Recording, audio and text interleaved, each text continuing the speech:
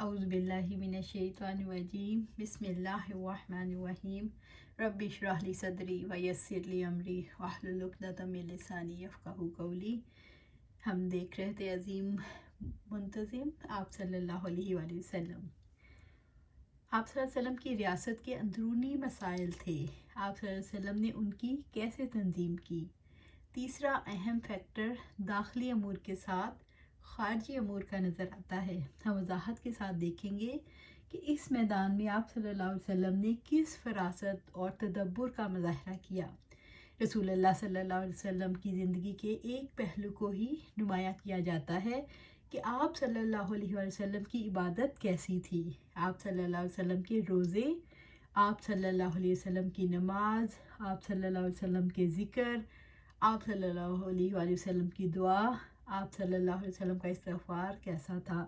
لیکن آپ صلی اللہ علیہ وسلم کی زندگی کا اتنا بڑا پہلو جو ہمیشہ عام لوگوں کی نظروں سے اوجھل رہ جاتا ہے، جس پر بات ہی نہیں کی جاتی کہ آپ صلی اللہ علیہ وسلم کو جو خاتم النبیین بنایا، آپ صلی اللہ علیہ وسلم کو جو ساری انسانیت پر نمایاں مقام عطا کیا، آپ صلی اللہ علیہ وسلم کو جو مقام محمود پر فائز کیا جائے گا، وہ محض آپ صلی اللہ علیہ وسلم کی عبادت گزاری کی وجہ سے نہیں، بلکہ آپ صلی اللہ علیہ وسلم کی شخصیت کے مختلف پہلوؤں کی وجہ سے تھا۔ یقیناً اس اعتبار سے یہ پہلو بہت ہی نمایاں حیثیت رکھتا ہے اور اس کو سمجھنے کی انتہائی ضرورت ہے۔ اسی حوالے سے میں کہنا چاہوں گی کہ جو بھی اللہ تعالیٰ کی اس سرزمین پر اپنے مشن کو پورا کرنا چاہتا ہے تو اس کو یہ جان لینا چاہیے کہ دعوت اسلام کو پھیلانے کے مراحل کے بعد اگلا مرحلہ اسلامی ریاست کی تنظیم کا ہے۔ رسول اللہ صلی اللہ علیہ وسلم کی زندگی کو پڑھتے ہوئے، اس کا جائزہ لیتے ہوئے ہمیں ضرور دیکھنا ہے کہ جس طرح صحابہ کرام رضی اللہ تعالیٰ عنہ نے زندگی گزاری اور اس سسٹم کا حصہ بنے، آپ صلی اللہ علیہ وسلم کی مدد کی، اسی طرح اسی نوعیت کی مدد کے لیے ہمیں تیار رہنا چاہیے۔ اس حوالے سے ذرا تفصیل کے ساتھ دیکھنے کی ضرورت ہے۔ اللہ تعالیٰ کی زمین پر اللہ تعالیٰ کے نظام کے نفاذ کے لیے آپ صلی اللہ علیہ وسلم نے سب سے پہلا کام کیا کیا؟ رسول اللہ صلی اللہ علیہ وسلم کی زندگی میں ہمیں جو چیز نظر آتی ہے، اجتماعی زندگی سے پہلے آپ صلی اللہ علیہ وسلم کی ذاتی زندگی۔ آپ صلی اللہ علیہ وسلم ایک عظیم شخصیت تھے۔ آپ صلی اللہ علیہ وسلم کی شخصیت میں جو سب سے پہلی چیز نظر آتی ہے وہ اللہ تعالیٰ کی ذات کا تعلق ہے۔ اللہ تعالیٰ کی ذات سے آپ صلی اللہ علیہ وسلم کا تعلق کس نوعیت کا تھا، کس طرح آپ صلی اللہ علیہ وسلم نے اس تعلق کو فروغ دیا اور کس طرح دوسرے افراد کا تعلق بھی قائم کیا۔ اس حوالے سے ہم دیکھتے ہیں تو رسول اللہ صلی اللہ علیہ وسلم جیسی شخصیت تاریخ انسانی میں کہیں اور نظر نہیں آتی۔ رسول اللہ صلی اللہ علیہ وسلم اگر محسن انسانیت ہیں تو صرف اپنی عبادت کی بنیاد پر نہیں، بلکہ انسانیت کو آپ صلی اللہ علیہ وسلم نے زندگی گزارنے کے لیے سسٹمز دیے، اصلاحی معاشرے کا سسٹم قائم کیا جس کا محور آپ صلی اللہ علیہ وسلم کی ذات تھی۔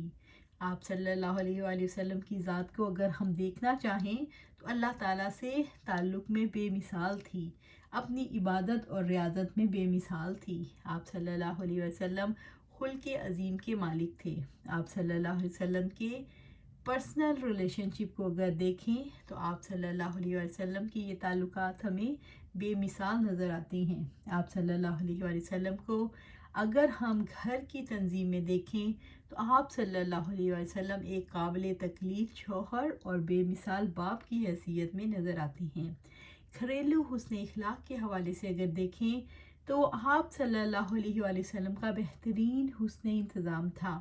پھر آپ صلی اللہ علیہ وسلم کے اپنے ساتھیوں کے ساتھ تعلقات، اپنے رشتہ داروں کے ساتھ تعلقات، آپ صلی اللہ علیہ وسلم نے اس معاشرے میں ہر حیثیت میں اپنے آپ کو بنوایا کہ ایک انسان کو بہترین انسان کس صورت میں ہونا چاہیے۔ سب سے پہلے آپ صلی اللہ علیہ وسلم کی زندگی ذاتی زندگی کو ہم دیکھتے ہیں تو آپ صلی اللہ علیہ وسلم کی ذاتی زندگی میں کوئی کمزور پہلو نظر نہیں آتا، بلکہ ہر جگہ پر آپ صلی اللہ علیہ وسلم نے ایک بے مثال نمونہ پیش کیا۔ پھر آپ صلی اللہ علیہ وسلم کے ساتھ وہ افراد جو اس مشن کی تکمیل کے لیے پیش عمل تھے، الحمدللہ رب العزت نے ان کے بارے میں فرمایا، محمد رسول اللہ والذین معہ اشداء علی الکفار رحماء بینہم، سورۃ الفتح آیا 29۔ محمد صلی اللہ علیہ وسلم اللہ کے رسول ہیں اور وہ لوگ جو ان کے ساتھ ہیں وہ کفار کے لیے سخت ہیں اور آپس میں رحیم ہیں۔ ایسی تنظیم کیسے وجود میں آئی؟ اللہ کے رسول صلی اللہ علیہ وآلہ وسلم نے وہ کون سے اقدامات کیے تھے جن کی وجہ سے کافروں کے لیے تو یہ سیسا پلائی ہوئی دیوار کی طرح نظر آتے ہیں اور آپس میں رحیم و شفیق۔ اس حوالے سے آپ صلی اللہ علیہ وسلم کا ہمیں پہلا کارنامہ نظر آتا ہے کہ مواخات کی صورت میں آپ صلی اللہ علیہ وآلہ وسلم نے اخوت کا رشتہ قائم کیا، اور ہم دیکھتے ہیں کہ کس طرح رشتہ قائم ہوا۔ کہا یہ جاتا ہے کہ یہ 45 لوگوں کے درمیان ہوا تھا، یعنی کل افراد کی تعداد ایک روایت کے مطابق 90 تھی اور دوسری روایت کے مطابق 100 لوگ تھے، یعنی 45 مہاجرین اور 45 انصار، یا 50 مہاجرین اور 50 انصار۔ مواخات کا یہ معاہدہ کس نوعیت کا تھا؟ یہ صرف ایک دوسرے کے دکھ درد میں شریک ہونے کا معاہدہ نہیں تھا، بلکہ مالی طور پر بھی ایک دوسرے کے ساتھ شریک ہونے کا معاہدہ تھا۔ اس کی شرائط یہ تھیں: حق پر ایک دوسرے کا ساتھ دیں گے، باہم ہمدردی اور غمخواری کریں گے، ذوی الارحام مرنے کے بعد ایک دوسرے کے وارث ہوں گے۔ یہ معاہدہ غزوہ بدر سے پہلے تک تھا، یعنی غزوہ بدر سے پہلے تک تو باقی معاملات جاری رہے، لیکن جائیداد میں جو وراثت کا معاملہ تھا، وراثت کے احکام نے اس معاہدے کو منسوخ کر دیا۔ مواخات کے معاہدے نے اس معاشرے کو استحکام بخشا۔ قوت ہی اس معاہدے کی وجہ سے ملی تھی۔ بھائی چارہ قائم ہونے کا سب سے بڑا فائدہ کیا ہوا؟ دنیا میں جتنی تقسیمیں ہم دیکھتے ہیں وہ کس بنیاد پر ہے؟ انسانوں کا انسانوں پر فخر کس بنیاد پر ہے؟ رنگ کی بنیاد پر، نسل کی بنیاد پر، قبیلے کی بنیاد پر، ذات برادری کی بنیاد پر، علاقے کی بنیاد پر، جغرافیائی حد بندی کی بنیاد پر۔ ساری تقسیمیں ختم کر کے ایک بات رہنے دی: ان اکرمکم عند اللہ اتقاکم، سورۃ الحجرات آیا 13۔ میں تم سب سے زیادہ عزت والا، تم میں سب سے زیادہ عزت والا وہ ہے جو سب سے زیادہ متقی اور پرہیزگار ہے۔ رسول اللہ صلی اللہ علیہ وآلہ وسلم نے تقوی کا تعلق قائم کیا۔ وہ تقسیم مٹا دی کہ اب کبھی یہ صورتحال سامنے نہ آئے کہ وہ انصار ہے اور وہ مہاجر ہے، یا ہم میں سے کوئی ایک زیادہ برتری رکھتا ہے۔ رسول اللہ صلی اللہ علیہ وسلم کی فکر کیسی تھی؟ ایسی فکر ہمیں اس سے پہلے کسی میں نظر نہیں آتی۔ جتنے وائز ملتے ہیں، جتنے فلاسفر ملتے ہیں، جتنے انسانیت کو نئے نظام دینے والے ملتے ہیں، کہیں پر بھی ہمیں اس طرح کی تنظیم کی بنیاد رکھنے والا نظر نہیں آتا۔ آپ صلی اللہ علیہ وسلم نے لوگوں کو ایک وحدت میں پرو دیا۔ یقیناً یہ آپ صلی اللہ علیہ وسلم کا ایک بہت بڑا کارنامہ تھا۔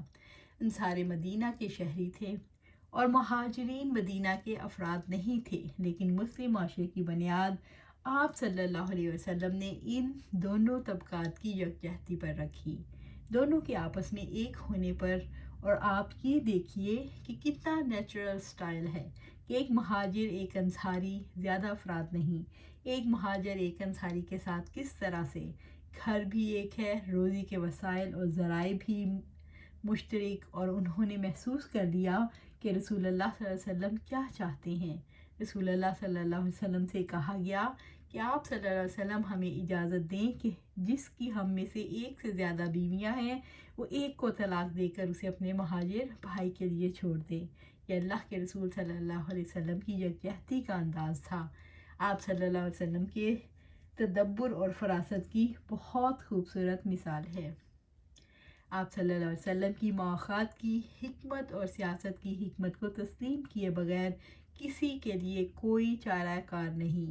جب یہودیوں نے انصار کے قبائل اوس اور خزرج کے درمیان پھوٹ ڈلوانے کی کوشش کی، چوتھے پارے میں رب العزت نے اس کے بارے میں فرمایا اذا کنتم اعداء فألف بین قلوبکم فاصبحتم بنعمتی اخوانا وکنتم علی شفا حفرۃ من النار فانقذکم منہا کذالک یبین اللہ لکم آیاتہ لعلکم تہتدون۔